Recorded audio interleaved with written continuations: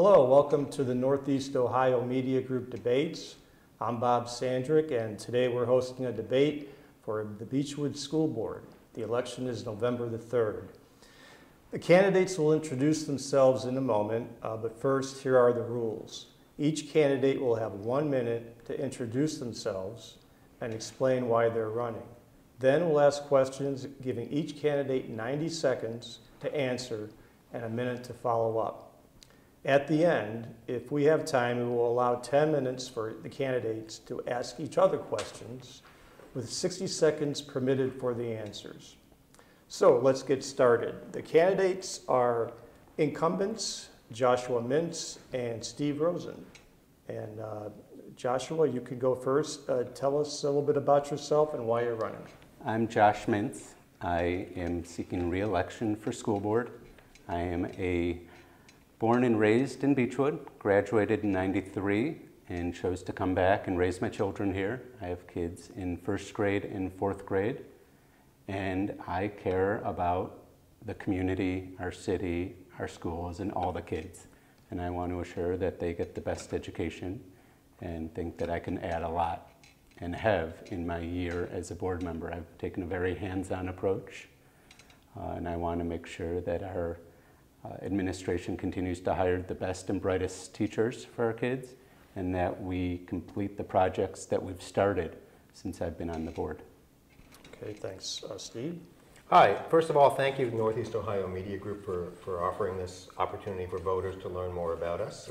I have always said an educated voter is the best voter. The more they know about the candidates, the better their choice will be. Josh and I ran against each other 4 years ago.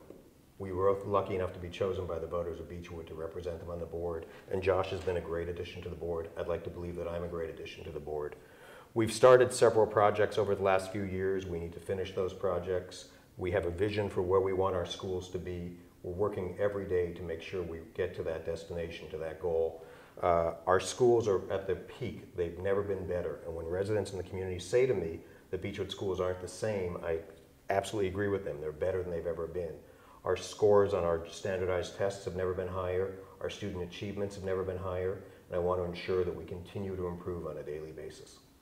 Okay, thanks. Well, we're going to get to our first question. Guys, under a state budget bill passed this summer, funding to Beachwood schools will drop by 36% in 2016-2017 from $3.5 million to $2.3 million. It's among the largest school funding cuts in Cuyahoga County. Yet last month, the school board approved teacher pay raises totaling 6.6% over the next 3 years. According to district records, the average annual pay for a Beachwood teacher is $89,493. Also, for the first time, the district is paying for police officers to patrol the schools. Is the district overspending? And we'll start with Joshua. No, the district is not overspending. Yes, we did approve new contracts for our teachers, which do have a raise. And in the last round of contracts, they did not have a raise, they had a pay freeze. We also restructured the schedule for teachers who are going to be moving up. So that has changed, which is going to help us as well. Regarding the police officers, that's something that we have been working on with the city for a long time. And it is just to ensure the safety of not only our kids, but our staff as well. Regarding the state funding, that's not the first time that we've lost state funding. It's continuing to happen that we lose more and more. And as a district, we have prepared and are going to be fiscally responsible with our taxpayers' dollar, because that's where most of our monies are coming from. It's coming from our tax base of both commercial and residential. Okay, Steve. Well, first of all, in the 4 years that Josh and I have been on a board, our student spending has been flat, which when adjusted for inflation actually means our spending has gone down. Second of all, I believe the number is 37% of a cut, not 36%.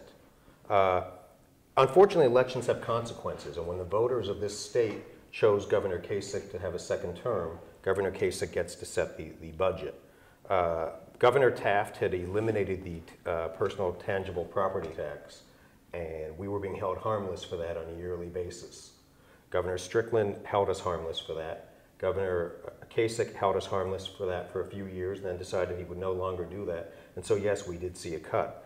As far as the teachers' raise, our teachers deserve raises. We have the finest teachers in Northeast Ohio, if not in the state, and they deserve every penny they get. Having said that, our teachers are now paying more into their health care than they ever have before, and they're also paying more into their retirement benefits than they ever have before. So yes, we did give them a raise. Yes, they do deserve that raise. And yes, we are losing spending from the state. We also have one of the finest treasurers, maybe in the universe, who budgets us so wonderfully. And every year the auditor, David Yost, awards her an award for auditing excellence. We have a fantastic superintendent that now lives in our community and watches every penny as tightly as our treasurer does. And Josh and I, along with our other 3 board members, make sure that every penny that we spend is a penny that needs to be spent. And that's why people move to Beechwood, for our schools. We have a fantastic school system. Our voters understand that we spend money wisely, and fortunately, historically, they've always supported us. Okay, and if and when we need to go to the levy, we are confident that they'll support us again. Okay, we're going to have to cut you off there. Josh, do you have anything to add to that, or? Just that what Steve had mentioned about our treasurer. You know, she does an amazing job watching, you know, our budget. She prepares a 5-year forecast that's gets submitted before October 31st. So she's working on that right now. And, you know, we're one of the only districts in the state of Ohio, one of 4, that has a AAA bond rating. That's right. So we, you know, our finances have been a top priority. Okay, thanks. Second question, the school district has discussed placing an operating levy on the ballot in May 2016. It's also considered asking voters to approve a $20 million bond issue to pay for the renovations or consolidations of school buildings and improvements to the athletic fields. Do you support the levy, the bond issue, or both, and why or why not? Should I start with this one? I'll let you start. All right, thank you. First of all, we have discussed it. There has been no decision for a bond levy or an operating levy. The $20 million figure is a very preliminary figure. We don't know how much it will cost. We're examining every possible option. We have 2 concepts on the table. One is renovating Bryden and Hilltop, our 2 elementary schools. The other is consolidating those into a new building at the Fairmount building, doing an addition to that building, which is a relatively new elementary school. It's under 15 years old. As far as an operating levy, as we've mentioned, we have the greatest treasurer in the world. And if our treasurer comes to us and says, hey, look, we need an operating levy, then yes, I absolutely unequivocally support that operating levy. Can I say with the fact that we're going to have one in May? No, numbers are still being crunched, and we're waiting to hear from our treasurer and our superintendent. Okay, Josh? Regarding the operating levy, you know, we are a fortunate district. We have not been on the ballot for an operating levy since 2005. Mm-hmm. A lot of times when we've talked to, you know, residents, they think we just went back to them recently, and they don't always understand the difference between the different levies and bonds. Mm-hmm. Whereas in 2010, we went on the ballot, but that was for our high school renovation project. So those funds are used for different things. Right now, as Steve said, we don't know when that's coming. It's definitely been discussed, and you know, we can't say if it's going to be 2016 or 2017 yet. Regarding the consolidation, again, we're exploring every option to prepare us the best way we can be prepared for the future, but we want to make sure we finish the projects that were started before we move on to consolidation or renovation of our schools. You know, if it makes sense, I'll gladly support it. Right now, we haven't seen any information to say that we are going that way. Steve, do you have anything to add to that? We are discussing, and I believe it's been scheduled, a board meeting specifically with a presentation about the concept of the bond issue and the concept of the levy. I believe it's scheduled for November 19th? 16th. 16th, I'm sorry. And if I'm accurate on this, it'll be in our community room rather than the boardroom. It's a bigger room and can invite more of the community to hear. Okay. Can I add something? We encourage the community to come out to that. Yeah. Okay. Let's see, we're going to move on to our next question. What do you believe are the top 1 or 2 issues the schools are facing, and what would you do about them? And we'll start with Josh. Number one is funding, and that's something we've already discussed. The government or the state government is taking funds away from public schools. That, is probably, in my opinion, our biggest issue. And we are very fortunate that we do have a big tax base. We also have a great treasurer and superintendent, and we have a board that is very involved, and we stay on top of that, as well as we have an audit committee who looks at our finances, made up of community members. There's 3 members on that audit committee, as well as our treasurer and 1 board member. And we're watching that closely, but every time it happens, you just said we're losing $1.3 million next year. And how are we going to continue to provide the education to our kids without losing academic programming, which we've been very fortunate. We haven't cut any academic programming. Okay, Steve? In fact, not only have we not cut academic programming, but we've added programming. We added a first of its kind medical program, Medical Academy, in conjunction with University Hospital's Ahuja Medical Center for our high school students, where they can take all sorts of medical related programming while they're in high school. We've added a design and engineering program. We keep adding things as we're lowering our per capita, our per student cost. Fiscal management is what the community wants from us. That's what we as 5 board members are supposed to do, represent the community. Do you agree that's one of the most important issues the district is facing? Oh, absolutely. Look, I have every confidence that our governor will continue to cut funding to well-achieving school districts. And it doesn't make sense to me. It seems he's punishing those that achieve, but it's the power that he has for winning the election. And so the funding is absolutely a problem. The other problem is standardized testing and how we deal with it. Beachwood has taken a very proactive approach. We didn't wait for the tests to happen. We went out and researched the tests. We have curriculum people that did all sorts of research and were ready when the tests came. Our students had been exposed to the type of tests that they were going to be taking. They were exposed to taking them online, and so we believe that they were well prepared for them. But we keep seeing changes. The park test has been replaced by the air test. We don't know what's coming down the road.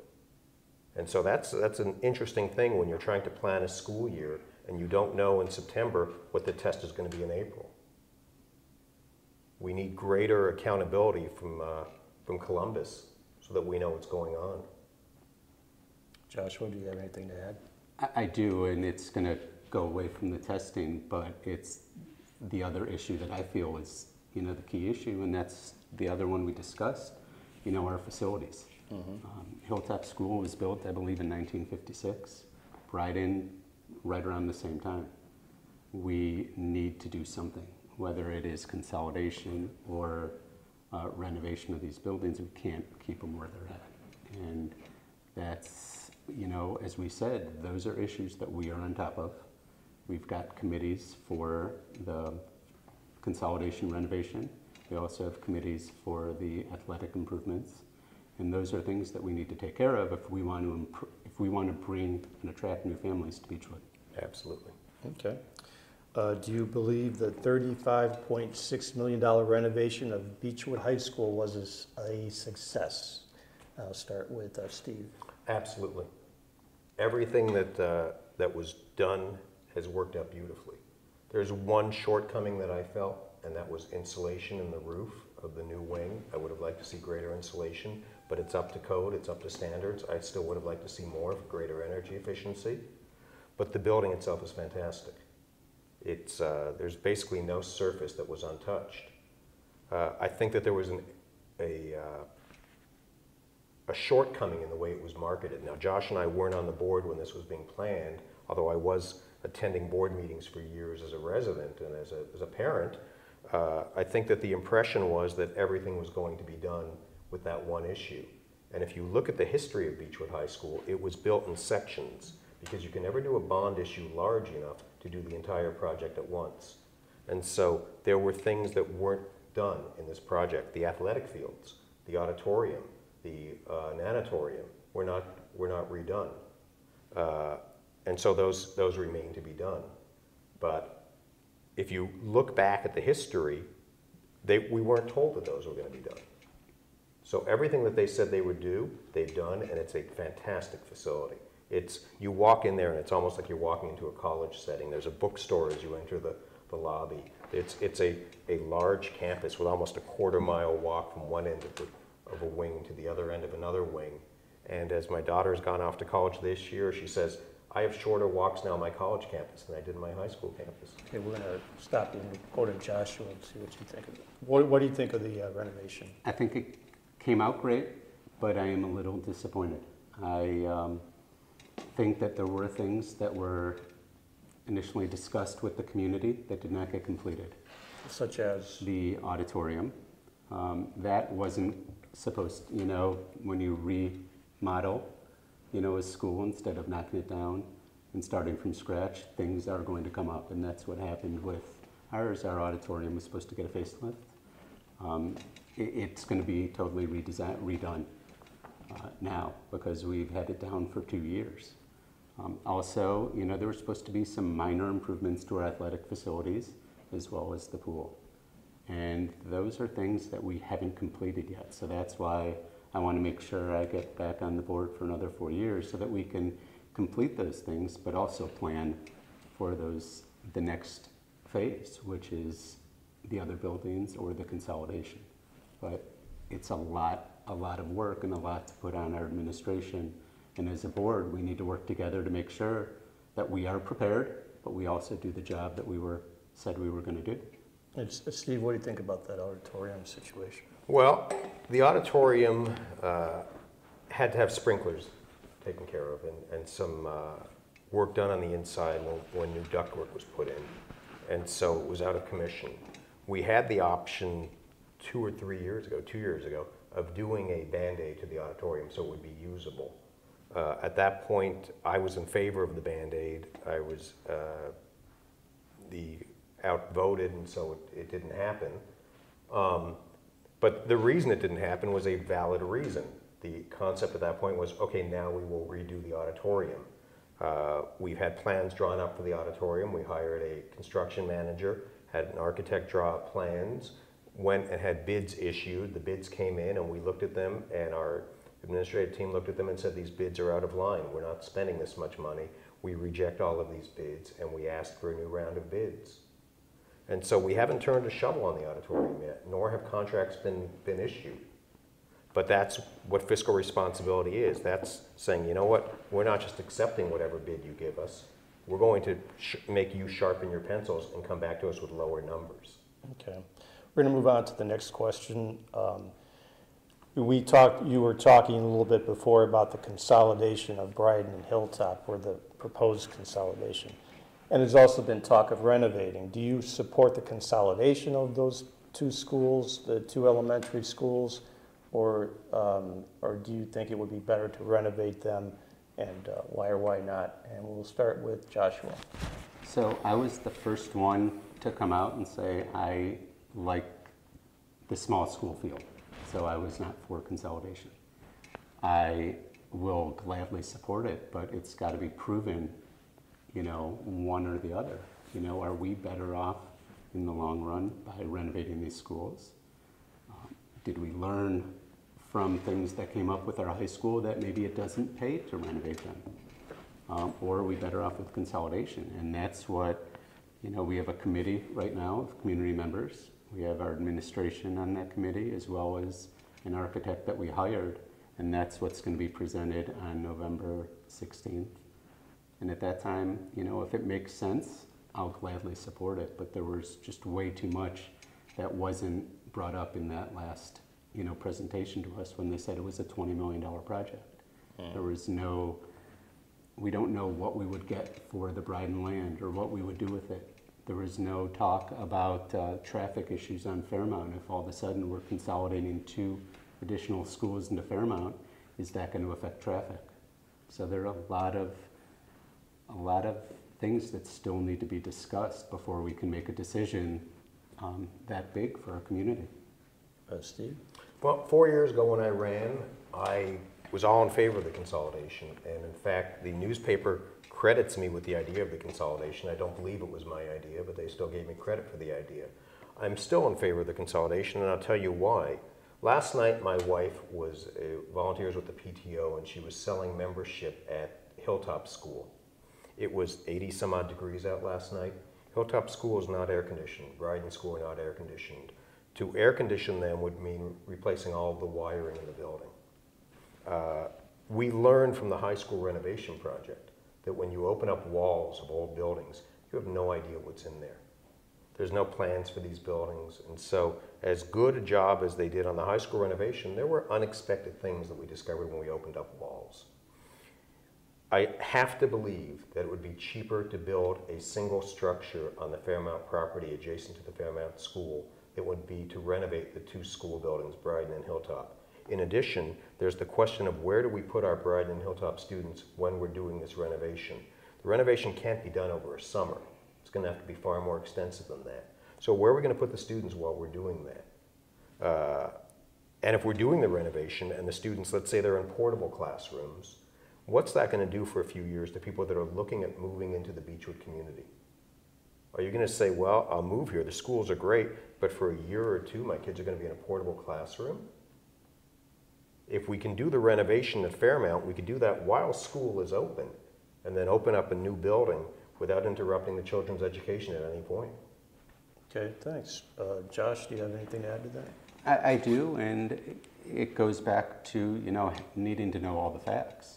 Our high school renovation, and this goes back to our amazing treasurer, was a $36 million project. We have debt from a middle school. So right now we still have a lot of debt out there, but we've refinanced a lot of those debts to cut down the payback period. So we're saving taxpayers money on those. Mm-hmm.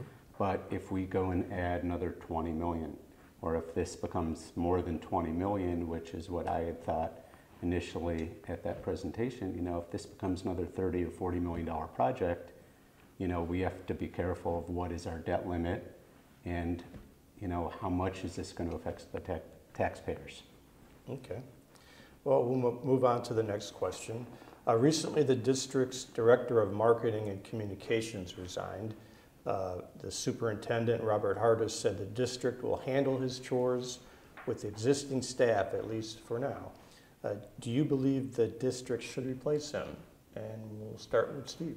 Well, we, in a sense, have replaced him because Ms. Wallenstein, our development director, has taken on some more of the communications positions. We approved that at the meeting a week and a half ago at the, what date was that? Whenever our last board meeting was. Again, these are not our decisions. We have professionals running the schools. It's not our job to make decisions on who they hire, what kind of position should be created. Our job is to hire the superintendent and the treasurer. And on a yearly basis, we set a course for them in an evaluation, and we say to the superintendent, we want you to sail our ship to that port.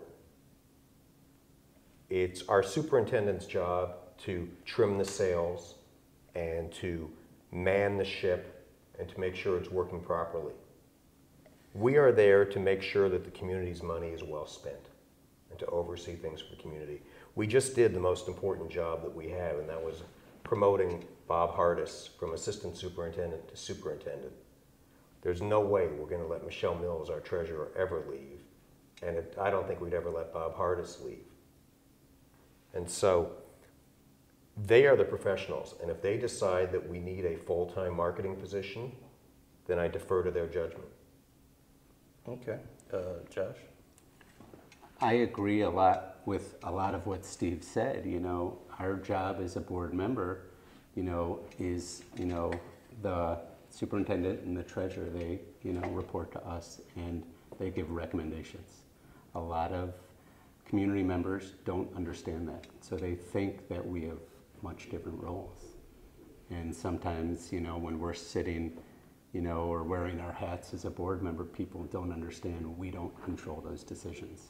We will ask a lot of questions and we go off of what they're telling us and we do our due diligence, but we put together, make sure that we have a great superintendent, an amazing treasurer, and they have put together an amazing team. Okay, Steve, do you have any follow-up to that? I absolutely agree with what Josh said. Okay. We will move on to the next question. Do you believe the school board should debate disagreements openly during meetings, or should they present a united front publicly? And we will start with Josh. There are, guidelines and rules of what we are allowed to discuss open and what has to be discussed in executive session. I will say that, yes, we always do seem to come together in our board meetings, but we are asking a lot of questions and we are going back and forth and spending a lot of time discussing these issues. Steve and I a lot of times do not, agree, but it's always respecting each other and bringing up, questions that, our community would be asking. We are representing them. So disagreement is part of being on the board and making sure we ask all the right questions. But in the end, we typically do what's in the best interest of the kids and the district. Steve? I get this question a lot, and people will say to me, how is it you people, meaning the board, always have 5-0 votes? And my answer is a pretty standard answer. Are you a parent? Typically they're parents because they're asking me Board of Education questions. Their answer is yes. I say, if you think that your child should be allowed to do something, but your spouse doesn't, does it benefit you if your spouse knows that it's a house divided? We have a superintendent and treasurer that aren't going to bring to us things that they do not think are appropriate for our children and our community.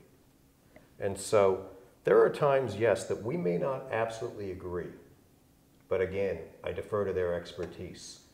And if it's a 3-2 vote or a 4-1 vote or a 5-0 vote, let's look at the three options. A 3-2 vote if we're discussing something, a policy that teachers have to implement.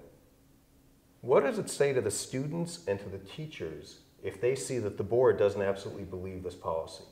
If it's a 4-1 vote, what does it say to the community and to the teachers and to the students if the board doesn't absolutely believe this policy? If it's a 5-0 vote, it says to them, everybody believes this is in the best interest of our students, our schools, and our community. Okay, Josh, you want to follow up on that? I just will say I agree with that. If we are 4-1 and I'm that one, who doesn't agree with it, it's going to look bad for me against, teachers or students. And we do discuss that and have to always come together in the end. Are these discussions public, or do you talk in private or on the phone with each other? Sometimes. Typically, they're executive session topics. Well, if but it's there not have an been executive times, session. With presentations where we have been very divided. And a perfect example was the Consolidation presentation last year. I was openly, I'm not for this. And I didn't have all the facts, but, at that time, I was really the only one who had said, I don't agree. Mm-hmm. I can't think of a topic in the last 3.5 years that we've been on the board, 4 years, that we've disagreed on that was not something that could only be discussed in executive session. I can't think of a topic. Okay. So if we have these conversations, it only is an executive session. Okay. And as he said, the consolidation conversation we had last fall in September, I believe, when they presented the initial idea, Josh was opposed to it. And he voiced it at the table and said, look, I have my concerns. Here are some of my concerns. And we're a year gone from that. There's been no further conversation because there's other things being done. We're having another presentation, but there won't be a vote on it for some time, I imagine. And at that point, the administrative team will present us with our options and we'll vote. Okay. Well, moving right along. What do you think about the athletic master plan presented in May by Benke Landscape Architecture? The plan includes a new plaza for the football stadium, a gateway, and replacing natural grass with turf. And we can start with, I forgot the order now, but we'll start with Joshua. Josh gets to start every time. I didn't notice that. Yeah. And I'm on the committee. And he's on the committee. So, you know, the athletic committee was one of those committees that we have our administration on. I am the board representative for that committee. We have a number of community members. What we did was we went and toured a bunch of different districts to see what projects have been done, to see how they completed them. Did they fundraise? Did they go on, you know, the ballot and go to the taxpayers? And then with Benke, we basically all put together how our fields are used. We have very limited space in Beachwood. Our fields are overused. And that is a problem because they don't get time to rest and they're, you know, we have issues with them. So I think they put together a great plan. But when the plan was presented to the board, it was a great plan, but we didn't see any numbers. We don't know what that plan is going to cost. So again, that's going to be part of the project coming up, presentation on November 16th to see how much we're going to be, you know, will cost to redo these fields. Okay, Steve? As Josh said, we saw a preliminary plan with no numbers. I was not part of the athletic facilities team. Yes, we absolutely are. Our status quo is not an option, as is with the elementary school, status quo is not an option. We know that we need to improve our athletic facilities. I would like to see private money come into it as well, though. I think that with our new development director and the restructuring of our school support organizations that we've been doing over the last year, that we could probably find private money in addition to public money to offset the cost and build a phenomenal facility that is worthy of our community. I'd also like to see more community members have a say in it, though. I'd like our community members to be more vocal about what they want, to come to meetings and to tell us what they want. And when the plans are shown, to be there and to give their 2 cents. There's nothing in stone at this point, and as they're evolving, more eyes are great. There's a wisdom of crowds, and we have a very intelligent, very wonderful community that support our schools, and we have all sorts of professionals. We have architects, we have landscape professionals, we have athletic professionals, we have retired athletes. They should have a say in our facilities. They have more expertise than either of us. Okay, Josh, you'd like to add anything? Or? You know, it's a small, it's not that small of a group for the athletic committee. But I agree, we need to get support from the city. They use our fields for recreation, for programs, you know, for kids soccer, for, you know, adult softball. So we need to get them involved in this project. We also need community members, and we have to accept, you know, their opinion and give them a chance to say what they want. Okay. The community members need to realize, though, that as they're part of a committee, because they suggest something, doesn't automatically mean that we're going to adopt that concept. And so let's have them give us their thoughts, but understand that not everything that they say is going to happen. That's just not the way the world works. And it's not one person who's saying no to, you know, Right. We'll use turf as an example, you know. That's something that is in the plans right now, but if one person decided they didn't want it, this is a group of 5 of us that are going to make these decisions in the end. Okay. Okay, next question is, what in your work and or life experience do you believe makes you a good board member? And because you were protesting, you never go first, I'll let you go first. There you go, squeaky wheel gets the grease. I'm a dad. I'm a business owner, and I live in the community. I volunteered in our school since my daughter, who's now graduated high school, and I have another in the high school since she was in kindergarten. I've been in those buildings countless times as a volunteer.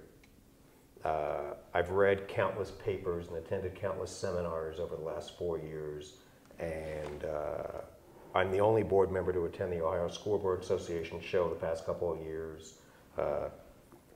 I take the time to research things and to understand them. But again, it's not our expertise. We are the community representatives. It's our job to make sure we have the best team in place to run the buildings and to run our district. I love serving our community. It's an honor to serve the community, and I hope the community will retain me. Okay. Josh? We, as a board, we all have different strengths. I'm a Beachwood graduate. I am a second generation Beachwood graduate, as both my parents graduated from Beachwood. My kids are third generation. I have a degree in elementary education and chose not to teach, but always had a passion, for children and wanted to give back, and was brought up that it's better to give than it is to receive. My father and I'm very involved in the community, and growing up with a family that was always very involved, I have a lot of connections with the business community as well as alumni. And some of those opportunities can create amazing programming, and we need to go out and ask, some of these people or some of these businesses to get involved. And we've seen in the past 4 years that we can create some great opportunities for our kids. The Medical Academy is the first of its kind. And those are the opportunities that I like working on as a board member. Not that I brought that one to the table, but it's bringing in the business community to work with our children or alumni. It's just creating more and more opportunities and giving our kids an edge. Steve, would you like to add anything? It's relationships. We developed a Bison Kids Club this year, and we're looking for a sponsor, and I picked up a phone and called somebody and said, hey, I think this would be a great sponsorship opportunity, and we have our first sponsor for the Kids Club. It's relationship with people that we need something for the schools, we need an expert or something, and it's being able to find those experts to come in and work with our students on different things. Okay, Josh, anything else? I agree, and that's what separates Beachwood from everyone else. Mm-hmm. It's those programs that we're creating through, our alumni, our business community. It's our secret sauce. And, there's a lot of ways for the community to get involved. Right now we've got a number of parent support organizations, the PTO, our boosters, a Beachwood Schools Foundation. We want the community to be involved. And that, is what is going to continue to keep us, above everyone else. Okay. Well, I have one last question. If you had to make cuts in the district due to the revenue not coming from the state, what would you look at first? Steve? Well, my salary as a board member is based on the number of meetings I attend. We get paid $125 a meeting. I'd forego my board payment before making any cuts. Well, that's a drop in the bucket. Is there anything else you'd look at, or? It's not up to me to decide what should be cut. Mm-hmm. It's up to our administrative team. They know, as I said, the special sauce. They know the frosting on the cake. They know the sprinkles on the cake. They know the flowers on the cake, and what part of that cake we could take off of the cake and still provide a fantastic education. I know that the voters of Beachwood, they'll support our schools. So if and when we have to go to the polls, they know that our schools are run efficiently, and I have every confidence they'll continue to support us. Okay, Josh? I agree a lot with what Steve said. And the other thing is we chose to live in Beachwood for that reason. Mm-hmm. Steve and I chose to run for the Board of Education. We want to make a difference, we want to give back. But it's the team that's in place with our superintendent, our treasurer, that make those tough decisions and bring their recommendation to us. And luckily, we're very fortunate we have not had to make those cuts. There's a lot of school districts where I have friends and they talk about cuts that, they've had. And, we are very fortunate, and hopefully we'll continue to be, fiscally responsible and make, the right decisions so we are not in that position. Okay. Well, that's all the questions I had. We can open it up for candidates to ask questions of each other. I don't know if you guys are ready for this or not, but Steve, well, I guess we can start with you. Is there any question you'd like to ask Joshua? Is the glare from my head bothering you? No. Good. All right. And Josh, what's been your favorite part of being a board member? My favorite part has probably been graduation, combination of graduation, and I'm the board representative for the Beachwood Schools Foundation. Every year, our school's foundation is a parent support organization. They give out scholarships to our students, and I've gotten to interview a bunch of our seniors who are applying for this. I interviewed Steve's daughter this year, and that seeing and hearing what these kids have accomplished, is amazing, and my favorite part of being on the board. My kids are still very little, so, and that's, Steve and I are at different places. He's got a daughter that just left for college, and I have a son that's in first grade.